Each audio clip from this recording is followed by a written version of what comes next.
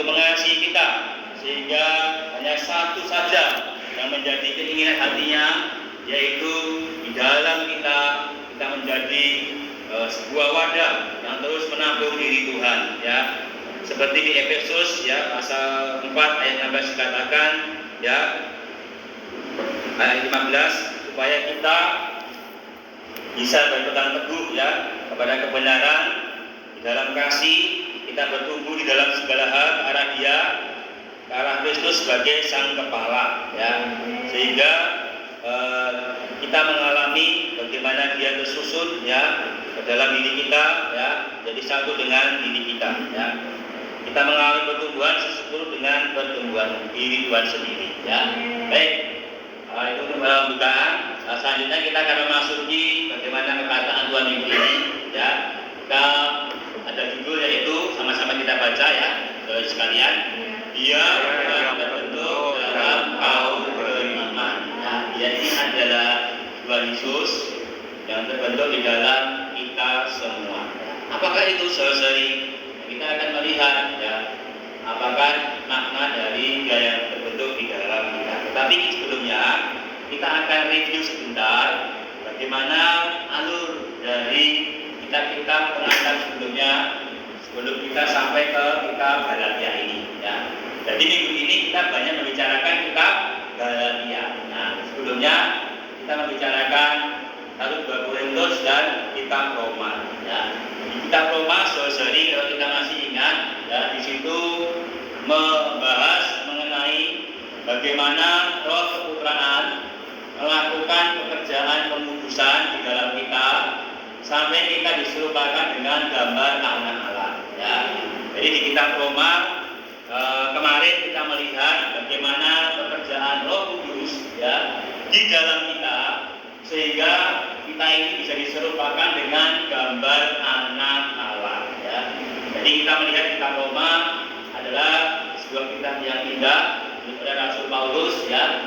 Di situ, ya, setiap kaum beriman, ya, ingin, ya, Allah menginginkan supaya mereka diserupakan dengan gambar anak Allah, ya, oleh pekerjaan Roh Kudus. Lalu saudari, lanjut di kitab 1 Korintus, ya, kemarin kita melihat bahwa Dia sebagai Roh itu membangun kita, ya. Ketika kita diserupakan, ya, maka Roh itu membangun kita satu dengan yang lain, ya, melalui tubuhnya, melalui hidup gereja, sehingga kita bisa mengalami pembangunan tubuh, ya. Kemudian di 2 Korintus, ya, Dia mengubah kita dari dalam, ya. Roh itu melakukan pekerjaan pengubahan dari dalam diri kita.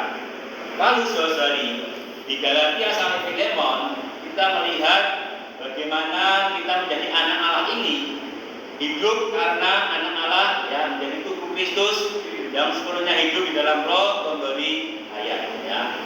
Jadi saudari, Galatia ini, ya, mewahyukan kepada kita bagaimana sebenarnya ini kita bisa hidup sebagai anak-anak Allah.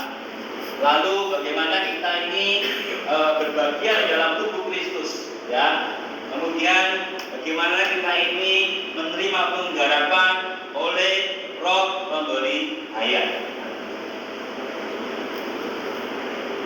Nah, sampai di kitab Galatia, di situ kita melihat ada 3 hal yang menjadi pemikiran yang mendasar. Yaitu yang pertama adalah anak Allah akan diwahyukan di dalam kita. Kita ulangi sama-sama. Anak Allah akan diwahyukan di dalam kita, ya. Ayatnya di Galatia 1 ayat 16, saudara. Di situ dikatakan Allah berkenan mewahyukan anaknya di dalam aku, ya, di dalam diri Paulus, ya. Jadi saudari, ya, kita melihat Galatia pertama kali, ya, diwahyukan bahwa anak Allah akan diwahyukan di dalam kita. Lalu yang kedua, saudari, kitab Galatia, anak Allah ini akan hidup di dalam kita. Nah, yang pertama tadi anak Allah diwahyukan di dalam kita. Yang kedua, anak Allah itu akan hidup di dalam kita. Jadi tidak hanya kita menerima pewahyuan, tetapi betul-betul saudari, dia itu hidup di dalam kita. Ayatnya di mana? Galatia 2 ayat 19 sampai 20. Kita bersama-sama. Aku telah disalibkan bersama Kristus. Sekarang bukan lagi aku yang hidup, tetapi Kristus yang hidup di dalam aku. Dalam Paulus, ya. Sudah diwahyukan, kemudian dia hidup di dalam kita. Tidak hanya itu saudari. Yang ketiga, kita melihat pemikiran di kitab Galatia, tidak hanya Allah ini diwahyukan, tidak hanya Allah ini hidup di dalam kita, bahkan anak Allah ini akan terbentuk di dalam kita. Apa saudari? Anak Allah akan terbentuk di dalam kita. Ayatnya di mana? Galatia 4 ayat 19 yang bunyikannya, aku sekali lagi menderita sakit bersalib untuk kamu sampai Kristus terbentuk di dalam kami. Ini sesuatu yang sangat bagus, ya, saudari. Kalau bisa hafalkan, ya saudari, karena jarang-jarang saudari bisa melihat pewahyuan seperti ini, ya. Baik, supaya kita berkesan, kita akan ulangi dari yang pertama. Jadi di kitab Galatia itu ada 3 hal yang mendasar yang perlu kita ketahui. Yang pertama apa saudari? Bahwa anak Allah itu diwahyukan di dalam kita. Yang kedua, anak Allah itu akan hidup di dalam kita. Yang ketiga, anak Allah itu akan terbentuk di dalam kita. Nah, jadi saudari, dari Galatia 1 sampai 4 ini semua mewahyukan satu hasrat dari Allah, ya, yang dulu dia nyatakan dalam perjanjian lama, dalam perjanjian pasal 1 26, yang menginginkan saudari setiap orang itu menjadi gambar dan rupa Allah. Tetapi saudari, karena manusia ini, ya, tidak peduli kepada kehendak Allah, ya, maka saudari, rencana Allah ini tertunda di dalam zaman perjanjian lama, ya. Bahkan ketika hukum Taurat diturunkan pun, bangsa Israel belum bisa menjadi satu umat yang menjadi kesukaan Allah, ya. Mereka justru beralih kepada Allah-Allah yang lain, ya. Karena itu saudari, harapan Allah terbuka di dalam zaman perjanjian baru. Ketika Tuhan datang di atas muka bumi, disitulah saudari sekali lagi Allah mengharapkan supaya manusia ini bisa seturut rencana Allah, ya. Karena itu Galatia membukakan kepada kita bahwa dia sebagai manusia memiliki 3 kehendak bagi kita umat kesayangannya hari ini, yaitu diwahyukan di dalam kita, hidup di dalam kita, terbentuk di dalam kita. Nah, kita melihat saudari 3 poin penting di dalam persekutuan kita pagi ini. Yang pertama, bagaimana mengenai pewahyuan Putra Allah. Yang ketiga, mengenai prosesnya Kristus terbentuk di dalam kita. Yang ketiga, hasilnya seperti apa Kristus yang terbentuk di dalam kita itu, ya saudari, ya. Jadi untuk pagi ini kita melihat, ya, satu perkara yang mustika, bagaimana Kristus ini terbentuk di dalam diri kita, ya. Jadi poin yang ketiga tadi, kalau diwahyukan kan sudah, ya, hidup pun sudah di dalam diri kita, karena kita sudah menerima kelahiran baru. Kristus masuk di dalam diri kita. Sekarang Kristus ingin terbentuk di dalam diri kita, ya. Kita melihat pewahyuan Putra Allah ini saudari, ya. Di Mazmur sebenarnya kalau kita jadi di sana Allah sudah mewahyukan bagaimana dia ini ingin terbentuk di dalam diri kita, ya. Mari kita baca sama-sama di Mazmur pasal 51 ayat 8. Sesungguhnya engkau berkenan akan kebenaran dalam batin, dan dengan diam-diam engkau memberitahukan hikmat kepadaku, ya. Mazmur ini, ya saudari, mengatakan bahwa Allah ini akan berkenan, ya, di dalam hati kita, ya, dan akan memberitahukan hikmat kepada kita. Jadi saudari, ya, sebenarnya perkara bagaimana Allah terbentuk itu bukanlah sesuatu yang keluaran, ya, tetapi ini adalah hubungan yang subjektif antara setiap kaum beriman dengan Allah itu sendiri. Jadi saudari ya, kita melihat bahwa bagaimana Allah ya ingin terbentuk dalam diri kita itu adalah perkara yang batini ya, perkara yang di dalam diri kita ya. Kenapa saudari? Ketika kita melihat di Galatia 1 ayat 15-16 ya, kita ini saudari sejak di dalam kandungan ibu kita telah dipilih Allah. Kemudian saudari kita dipanggil supaya kita ini beroleh kasih karunia-Nya ya. Dipilih sejak dalam kandungan ibu kita, dipanggil untuk menerima kasih karunia Allah itu sendiri. Apakah kasih karunia Allah? Yaitu di 16 dikatakan, yaitu Allah berkenan menyatakan anaknya di dalam aku, supaya aku memberitakan dia di antara bangsa-bangsa bukan Yahudi. Maka saat aku tidak minta pertimbangan kepada manusia. Ini adalah satu pengalaman yang subjektif, yang batini, tanpa campur tangan orang lain. Kita bisa mengalami Allah di dalam batin kita. Yang dinyatakan terlebih dahulu oleh rasul-rasul pendahulu kita dan juga oleh Rasul Paulus. Nah, saudari, kebanyakan kita seringkali mendengarkan atau membaca postingan-postingan ya, bahwa ada orang-orang yang menyatakan lewat mimpinya mungkin dia pernah ketemu dengan Tuhan Yesus, atau tiba-tiba ada sinar yang sangat terang mendatangi dirinya, lalu Tuhan berkata-kata kepada orang ini ya.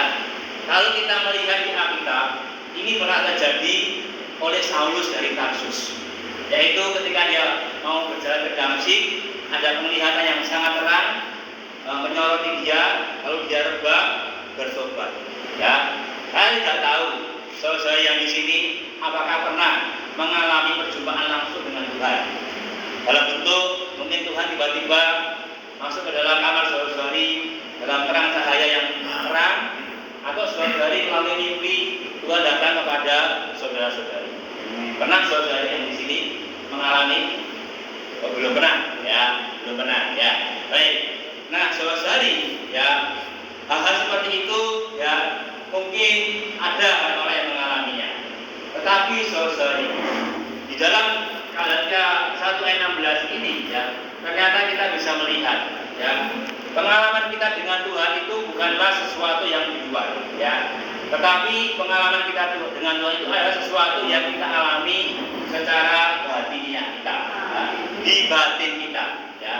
Ya, karena itu saudari ya, ini adalah satu perkara yang dibentangkan kepada kita hari ini, bahwa setiap kita sebenarnya bisa mengalami pengalaman dengan Tuhan. Tidak tergantung kepada sesuatu yang di luaran seperti beberapa kesaksian itu ya. Tetapi hari demi hari, waktu demi waktu, menit demi menit, detik demi detik, kita itu bisa berjumpa dengan Tuhan kita di dalam kita ya. Seperti Rasul Paulus ya, bahwa anaknya di dalam dia itu telah dinyatakan. Ketika dinyatakan, Rasul Paulus bisa memberitakan dia. Kenapa? Ya, dia waktu itu mengalami pengalaman dengan Tuhan secara langsung ya. Satu penglihatan yang luar biasa, yang mau tidak mau membuat Rasul Paulus ini bertobat, rebah, dan memberitakan dia yang dia alami. Nah, saudari, praktek orang Kristen yang tepat harusnya demikian. Kita perlu berdoa kepada Tuhan supaya pengalaman Tuhan itu juga kita alami di dalam batin kita. Supaya apa? Kita ini memiliki ya satu kekuatan yang dari dalam untuk memberitakan Tuhan kita yang kita alami. Jadi saudari, syaratnya apa? Supaya kita bisa memberitakan Tuhan itu, hanya perlu memiliki pengalaman pribadi dengan Tuhan ya.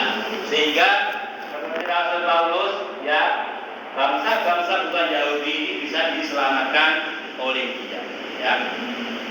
yang dahulunya membenci Tuhan, tapi karena ada satu pewahyuan itu dia bisa mengasihi Tuhan, bahkan melayani Tuhan. Ya. Nah, saudari, ya, kiranya ini juga bisa membukakan diri kita. Ya, bagaimana hari ini juga Allah tidak hanya bekerja di dalam zaman para rasul, tetapi dia juga bisa bekerja melalui kita hari ini. Ya, saya mengajak saudara-saudari untuk membaca slide ini. Perjanjian baru dan hubungan subjektif Kristus. Perjanjian baru memajukan Kristus secara mendalam dan berkaitan erat dengan apa? Hati kita. Nah, karena itu kita perlu berdoa agar Allah mewajibkan putranya kepada kita. Nah, jadi kalau kita mau memiliki pengalaman ini, ya, kita hanya perlu berdoa supaya putranya ini terwahyu kepada kita. Ya. Ada satu perkataan yang baik, saudara-saudari. Ya. Kalau kita mengizinkan, ya, Tuhan ini meresapi seluruh diri kita dan menjandungi roh, jiwa, dan tubuh kita, maka Dia seketika itu akan bekerja di dalam diri kita. Amin. Jadi hanya kita ini mau mengizinkan apa tidak. Ya. Begitu kita mengizinkan, Dia akan mewahyukan dirinya kepada kita. Tetapi permasalahannya, saudari, seringkali kita tidak mengizinkan atau belum mengizinkan supaya Tuhan itu masuk ke dalam diri kita karena berbagai alasan. Ya, mungkin kita merasa belum layak, belum siap. Ya, saya masih ingin menikmati dunia dulu. Ya. Nah, inilah yang membuat Tuhan tidak bisa bekerja. Tetapi saudari, ketika kita merubah, ya, kehendak kita mau mengizinkan Tuhan, maka saudari, seketika itu juga Dia bisa terwahyu di dalam diri kita. Ya. Kita baca lagi Galatia 2 ayat 20. Namun aku hidup, tetapi bukan lagi aku sendiri yang hidup, melainkan Kristus yang hidup di dalam aku. Dan hidupku yang hidup sekarang di dalam daging adalah hidup oleh iman dalam anak Allah yang telah mengasihi aku dan menyerahkan dirinya untuk aku. Jadi saudari, penghidupan kita adalah penghidupan di mana bukan aku lagi yang hidup, tetapi Kristus yang di dalam akulah yang hidup. Ya. Saudari, ini adalah satu pengalaman setiap orang Kristen. Bukan hanya pengalaman Rasul Paulus ketika di Galatia. Memang kita melihat Rasul Paulus ini, ya, seorang yang luar biasa. Ya. Karena dia ketika di Galatia melihat satu kemerosotan di mana orang-orang itu beralih kepada Kristus, kepada Judaisme. Ya. Tetapi saudari, sebenarnya Kristus yang hidup dalam diri kita ini juga perlu menjadi pengalaman kita, menjadi kehidupan kita. Karena kita sudah percaya kepada Tuhan. Ya, kematian Tuhan, ya, mematahkan kutub hukum Taurat. Kebangkitan Tuhan membuat Dia bisa hidup di dalam kita hari ini. Ya. Jadi saudari, sebenarnya Tuhan sudah mengerjakan semua bagi kita. Ya. Tergantung tadi kita mau mengizinkan Tuhan ini hidup dalam kita atau tidak. Ya.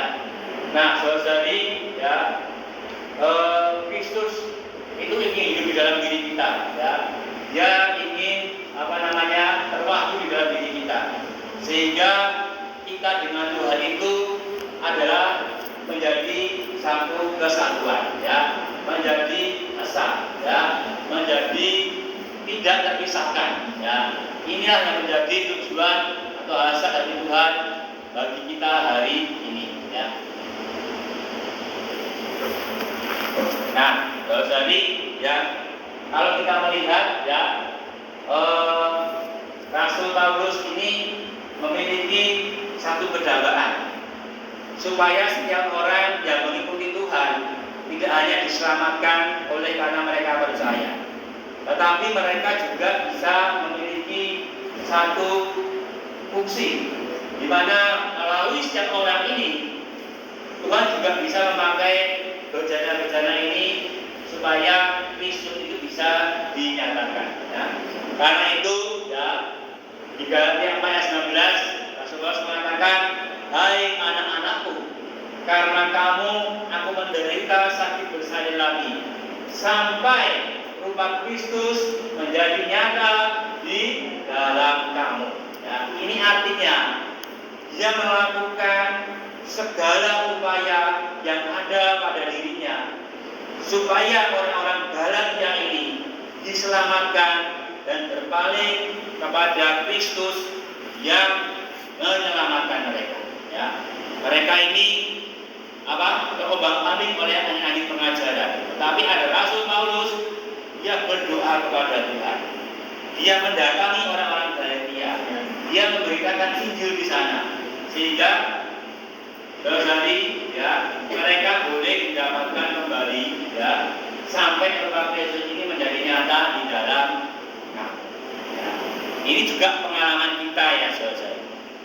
Dahulu, ya, atau beberapa waktu ini, ya, kita juga mengalami orang-orang yang berjeri lelah kepada kita. Benar nggak, saudara? Mereka berdoa bagi kita. Mereka membentangkan kebenaran bagi kita. Mereka menyuplai kita. Mereka mendorong kita mengasihi Tuhan. Ya. Kalau kita tahu mereka itu juga berkorban, saudara. Ya. Berkorban waktu, ya, berkorban mungkin mengurangi waktu dengan keluarga, waktu buat dirinya sendiri, mungkin harta mereka, pemikiran mereka, semuanya itu tercurah bagi kita semua. Sampai hari ini kita bisa duduk di sini. Ya. Oleh karena siapa, saudara? Pasti ada orang-orang di belakang kita. Pasti ada orang-orang yang ingin menjadikan kita itu pengasih-pengasih Kristus. Mereka ini berjeri lelah. Mereka ini berkorban. Seperti Rasul Paulus, ya, seperti sakit melahirkan, ya. Saya pernah cerita, ya, ketika saya kedua itu melahirkan, kan saya menunggui, langsung masuk, ya, dikasih ibu, ya, rumah sakit, ya, melihat, ya, bagaimana saudari saya melahirkan. Wah, memang sakit, ya. Karena apa? Waktu mau keluar itu, wah, dia pegang tangan saya, wah, berlemet, ya, wah, kenceng sekali, terasa, wah, ini berarti merasakan ya, saya tidak mau itu, ya. Makanya saya mengasihi karena melahirkan anak itu memang tidak mudah, ya. Sama seperti Rasul Paulus di dalamnya itu. Ya, menjadikan orang mengasihi Tuhan itu tidak mudah, ya. Dia sedang mengalami berkorban, bahkan mungkin dia mengalami penderitaan. Nah, saudara, hari ini oleh orang-orang yang terdahulu kita bisa di sini, ya. Itu hanya memiliki satu tujuan, yaitu apa? Supaya kita semua ini, saudari, ya, bisa menjadi orang yang menampilkan rupa Kristus. Supaya Kristus menyatakan melalui kita, ya. Inilah yang menjadi pahala mereka, ya. Lalu, saudari, kita pun sama, ya. Kita ini juga menjadi kelanjutan, ya, dari lelah orang-orang yang dahulu, ya, mendapatkan kita. Yaitu apa? Hari ini dalam hidup gereja kita, apa, saudari, menikmati Tuhan, ya. Kita menyeru nama Tuhan, kita menikmati kebenaran, kita berpenyegaran pagi, ya. Kita melayani Tuhan dengan segenap diri kita sampai rupa Kristus terbentuk di dalam diri kita. Setelah terbentuk, saudari, kita melanjutkan, ya, apa yang menjadi ministry mereka yang terdahulu. Ya, mungkin orang-orang itu sekarang tidak bisa kita kontak, tetapi mereka memiliki jejaknya, yaitu kita. Nah, kita juga perlu, saudari, membuat setiap orang itu juga menjadi orang yang mengasihi Tuhan sama dengan kita hari ini. Kita hari ini gantian berjeri lelah, berdoa siang dan malam supaya orang-orang ini bisa juga memiliki rupa Kristus sama seperti kita. Dan nanti seperti itu sampai Tuhan datang, saudari, ya. sehingga setiap orang bisa jadi ekspresi dari rupa Kristus itu sendiri, ya. Karena itu saudari, puji Tuhan, kita sudah ada dalam hidup gereja.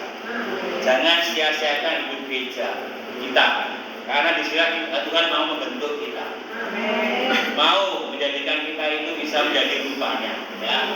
Sehingga inilah yang menjadi kemuliaan bagi kita, juga bagi orang-orang yang berjalan di atas kita. Nah, ini adalah prosesnya Kristus terbentuk di dalam diri kita. Pertama, ini juga pengalaman kita semua.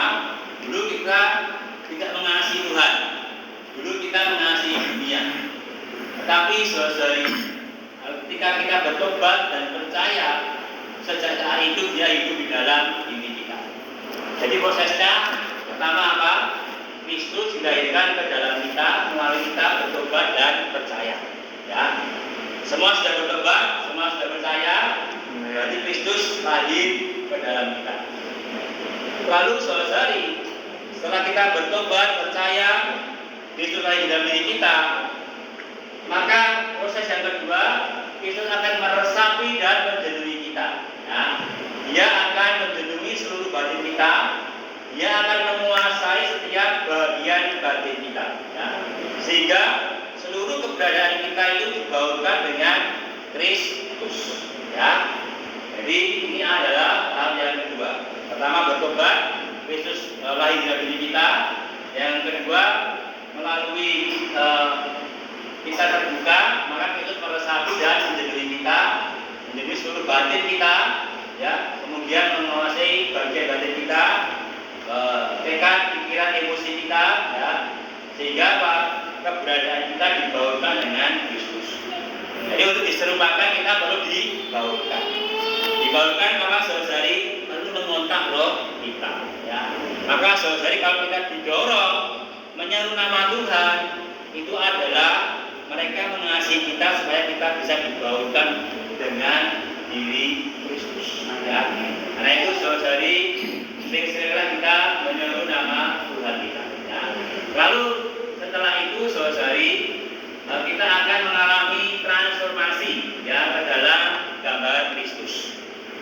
Masih ingat? Kita ulangi lagi. Yang pertama kita apa tadi? Bertobat dan percaya Kristus lahir di dalam kita. Yang kedua apa?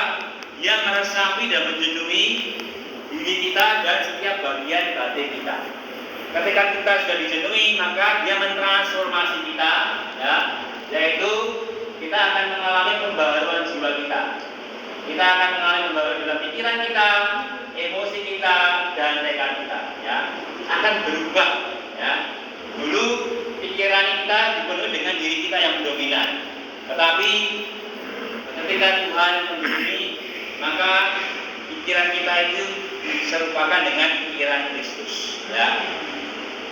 Kita memiliki hikmat Kristus, kita memiliki pemikiran, oh saya kok melihat saudari ini kurang mengasihi Tuhan, saya ingin tergerak untuk menyembah mereka, ya. Emosi kita juga dikendalikan oleh Tuhan, tekad kita juga dikendalikan oleh Tuhan, sehingga pikiran, emosi, tekad kita ini akan ditransformasi menjadi pikiran, emosi, dan tekad yang dikendalikan oleh Kristus, ya. Sehingga seluruh batin kita akan mengikut gambar Kristus, ya. Nah, maka Kristus yang di dalam diri kita ini Kristus yang di dalam roh kita akan menyebar, ya, dalam pikiran, emosi, tekad kita, ya, kemudian akan menguasai pikiran dan emosi kita. Itulah akan kelihatan kita mengalami yang namanya apa? Diserupakan dengan gambar Kristus, ya. Nah, saudari, kalau kita sudah pikiran, tekad, emosi kita dijenuhi, diresap oleh Kristus, mau kita sering berkontak dengan Tuhan, mau kita rajin datang sidang-sidang gereja, kita rajin membaca perkataan Tuhan oleh firman Tuhan, mendoa bacakannya, berpenyegaran pagi, itu adalah cara Tuhan menjenuhi kita. Kalau kita sudah begitu, dia akan mentransformasi kita, dan hasilnya apa saudari? Dia akan terbentuk di dalam kita, ya. Tandanya adalah ya ini, kita akan menjadi putra-putra yang cukup umur dan pewaris. Ya, ini adalah hasil dari dia menjunjui kita, mentransformasi ketiga bagian kita. Kita akan menjadi putra-putra yang cukup umur dan pewaris. Cukup umurnya adalah dewasa, adalah yang matang di dalam Tuhan. Ya, kita baca sama-sama. Hasil Kristus bentuk di dalam kita adalah kita menjadi putra-putra yang cukup umur dan pewaris dari berkat yang dijanjikan Allah. Kita menjadi matang dalam keputraan ilahi. Jadi kita akan mencapai kematangan, ya saudari ya. Kalau saudari ya, saya pernah melihat orang itu ya mau menerima warisan masih di bawah umur, dia harus pergi ke pengadilan supaya dia ada penetapan ahli waris ya, yang mengaku dia siapa, karena belum cukup umur, dia belum berhak menerima warisan dari orang tuanya. Tapi saudari, kalau kita matang di dalam Tuhan, kita ini akan menjadi orang yang pantas menerima warisan dari Allah ya. Kita akan menerima segala berkat rohani. Kita akan menerima bagian yang diberikan kepada kita, yaitu Kristus yang kaya limpah sebagai berkat yang dijanjikan oleh Allah bagi kita. Tapi harus mengalami kematangan ya. Kenapa hari ini banyak orang belum bisa menerima Kristus yang agung dan limpah? Karena memang belum mengalami kematangan di dalam ayatnya. Kenapa masih bisa dikembang-abikan? Karena masih belum mengalami kematangan. Karena itu saudari, hasil dari terbentuknya Kristus di dalam diri kita, yang pertama apa? Kita mengalami kematangan ya. Kita menjadi putra-putra yang cukup umur dan menerima warisan atau berkat yang dijanjikan Allah. Yang kedua saudari, hasilnya apa? Kita akan menjadi orang yang berdoa dan melayani Tuhan dengan beban. Ya. Dulu mungkin ya saudari seperti dalam kisah Samuel dan Saul ya. Kalau Samuel itu dia melayani Tuhan itu dengan sepenuh hatinya. Tetapi kalau Saul itu dengan setengah hatinya, maka dia tidak berkenan. Dia diberkati oleh Tuhan. Dia tidak bisa menjadi orang yang melayani Tuhan. Tapi kalau kita hari ini saudari melayani dengan penuh beban ya, kemudian berdoa, ini adalah satu pengalaman yang Tuhan tambahkan kepada kita ya. Nah, ini adalah perbedaannya. Dulu kita terhadap perkara rohani, terhadap orang, kita mungkin melayani tapi nggak ada beban. Ya saya ikut saja. Orang ke sana saya ikut ke situ ya. Saya disuruh begini ya ikut. Tetapi saudari, kalau Tuhan terbentuk ke dalam diri kita, maka ada bedanya. Kita akan melayani, kita akan berdoa itu di dalam penuh dengan beban, perasaan yang kuat. Ya, inilah hasil yang kedua.